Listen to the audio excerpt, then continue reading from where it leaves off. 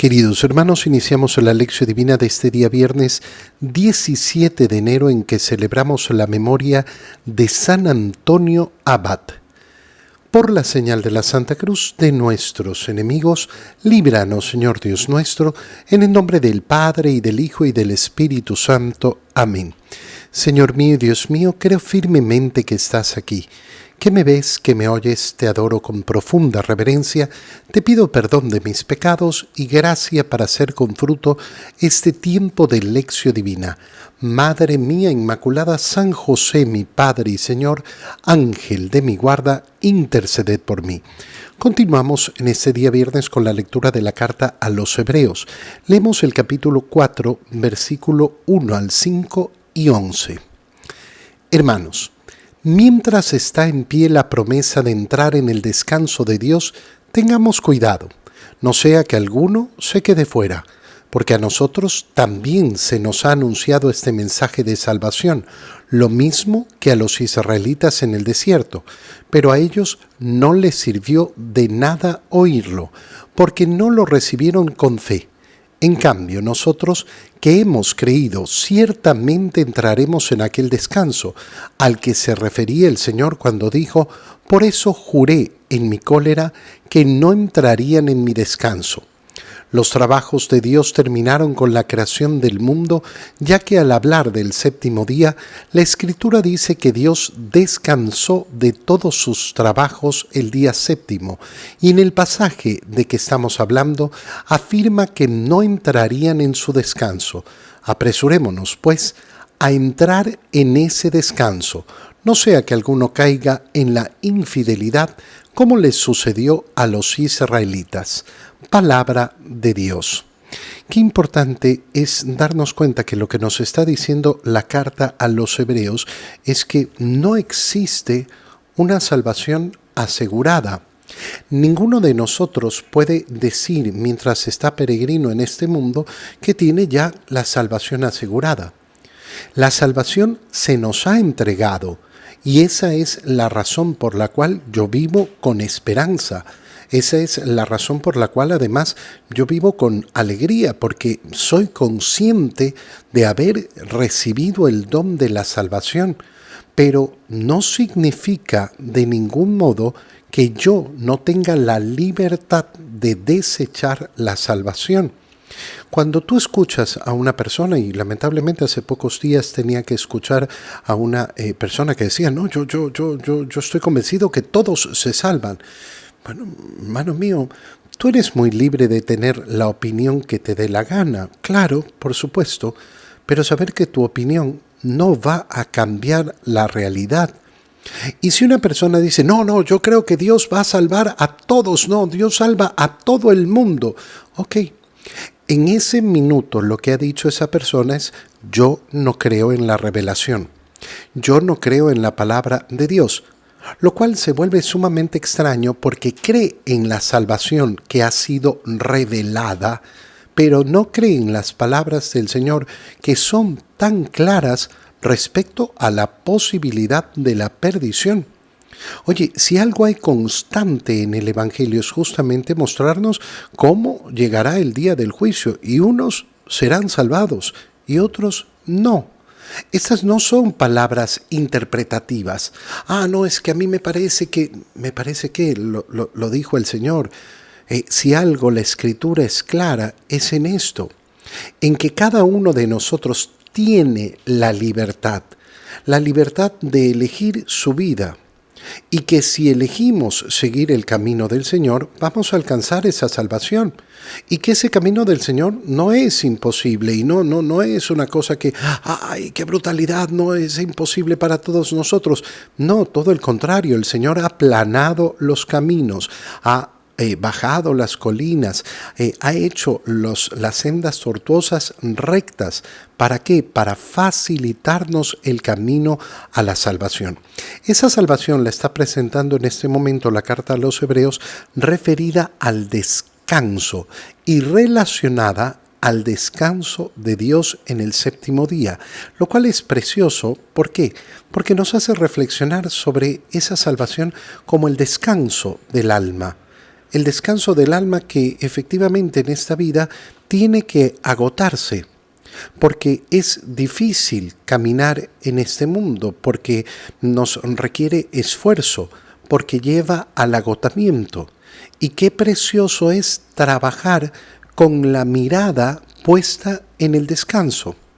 Esto lo podemos ver en la vida ordinaria de las personas.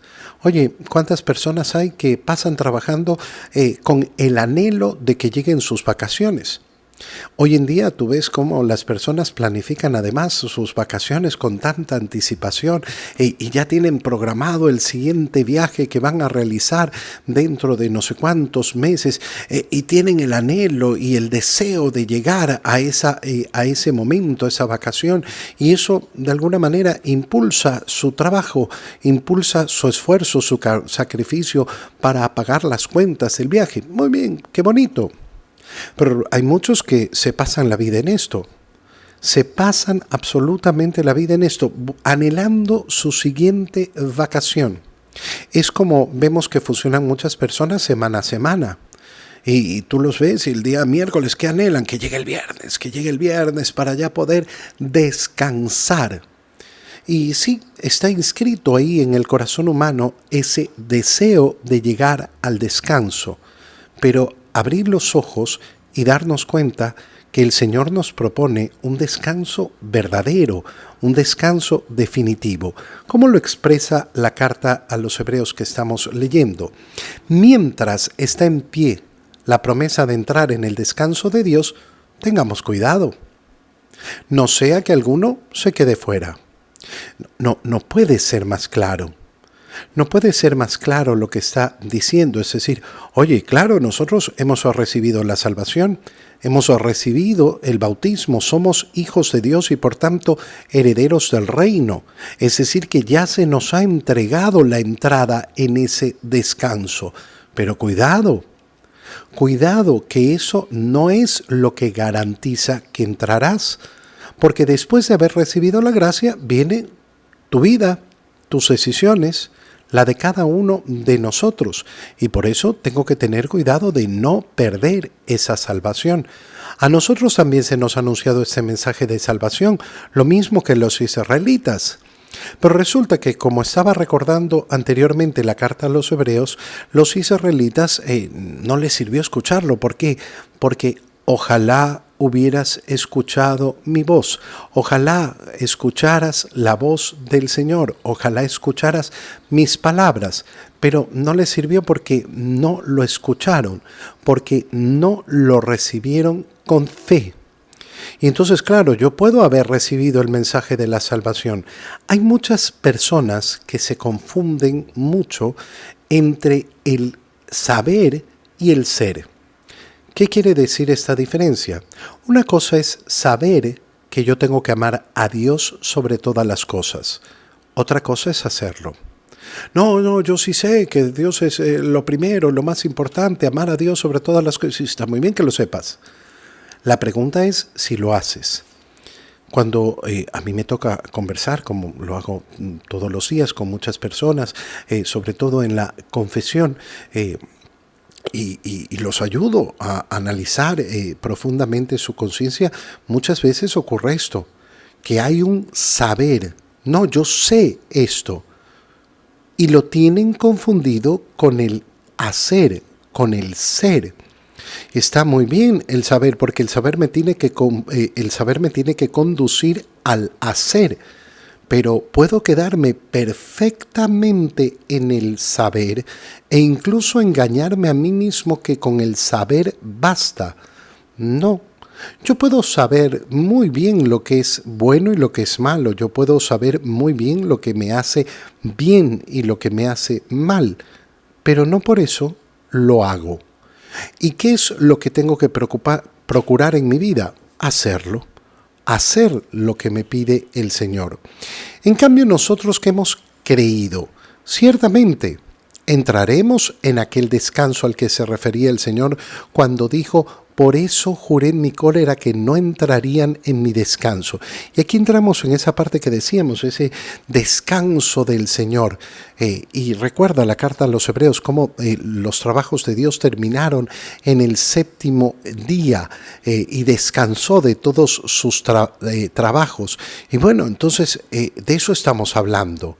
Estamos hablando de que no entrarán en ese descanso donde ya no hay fatiga, no porque Dios se haya fatigado haciendo la creación, creando. Y entonces fíjate cómo lo dice la carta a los Hebreos, que es bellísimo: apresurémonos. Qué linda palabra, ¿no? Apresurémonos. La vida cristiana se vive con prisa. ¿Prisa en qué sentido? Ay, que voy a vivir angustiado, que tengo que hacer todo inmediatamente. No. Con la premura de que la palabra del Dios la tengo que cumplir ya. No es mañana, no es pasado mañana, no es después. Uy, cuando llegue mi edad de oro, entonces haré no sé qué y entonces dedicaré el tiempo. No. Apresurémonos a poner en práctica la palabra de Dios. Apresurémonos a tener ese deseo de entrar en el descanso. ¿Por qué?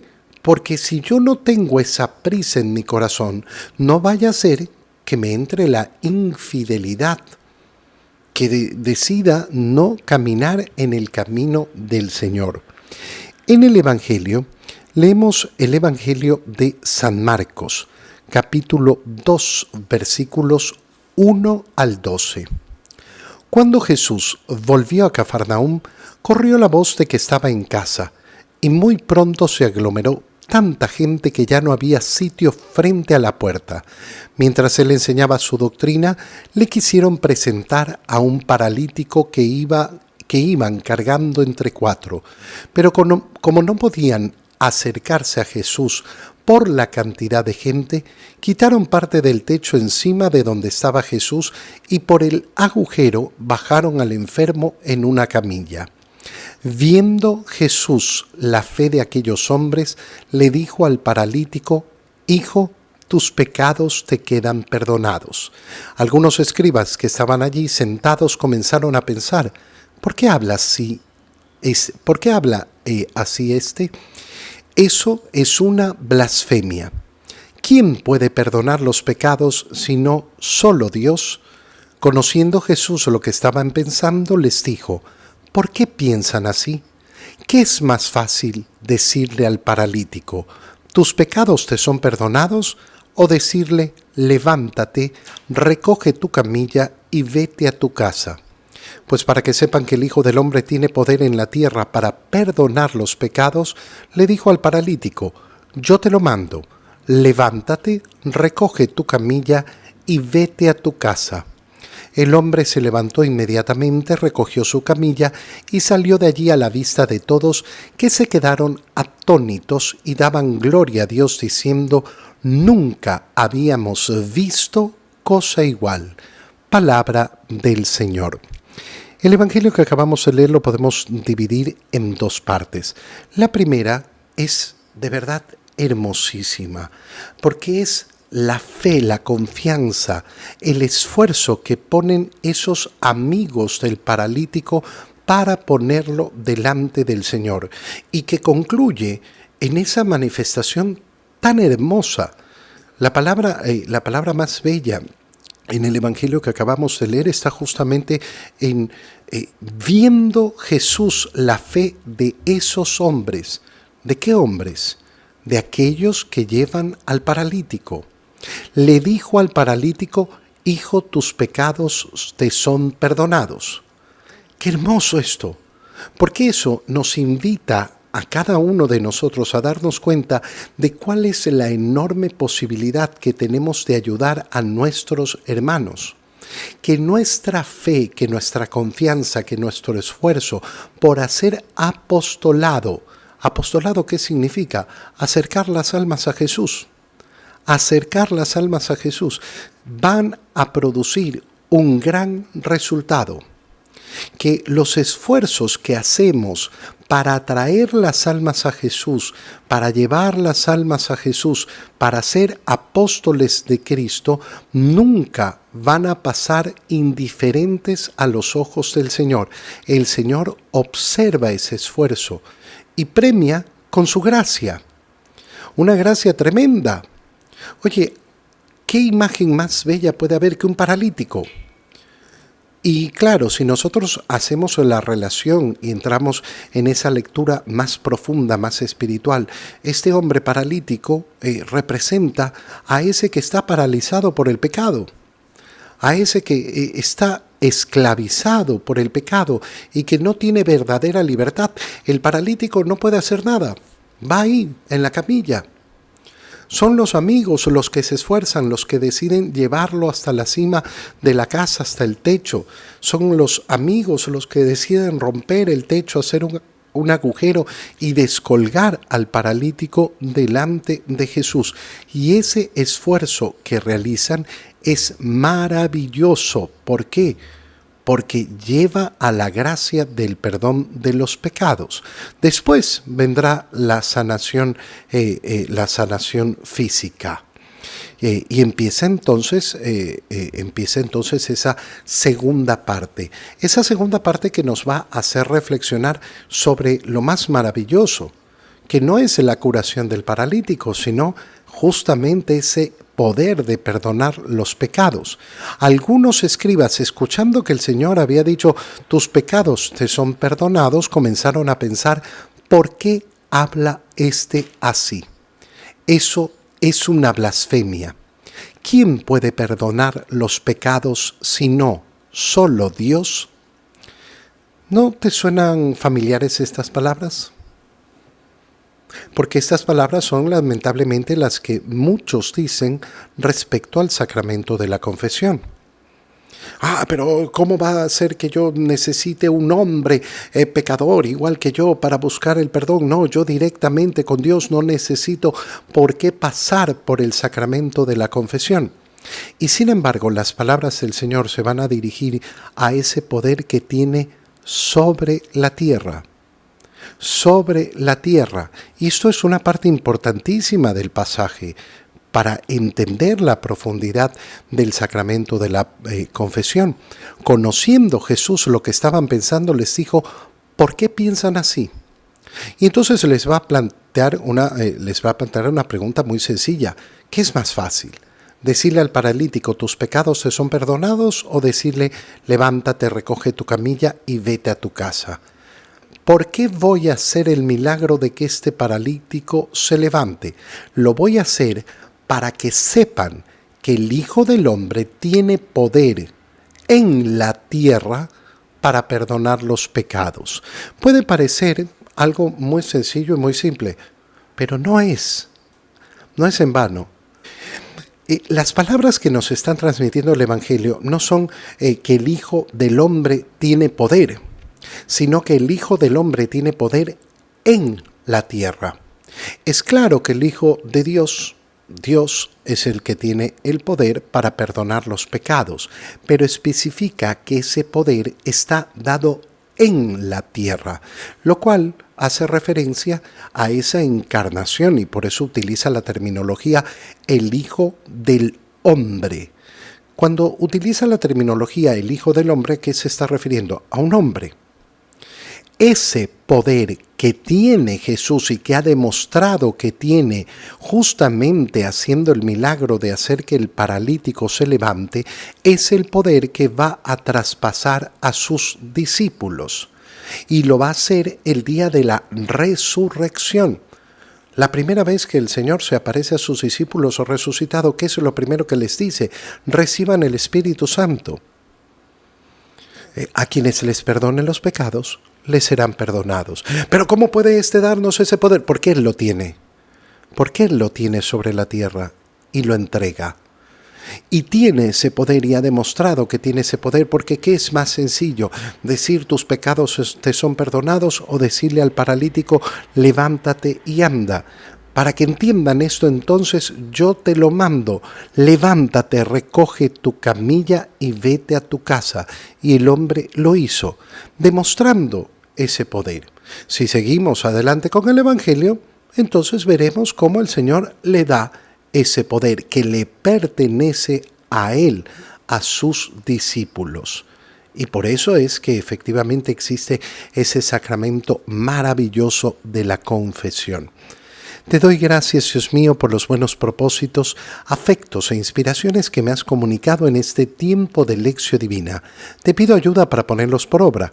Madre mía Inmaculada, San José, mi Padre y Señor, Ángel de mi guarda, interceded por mí.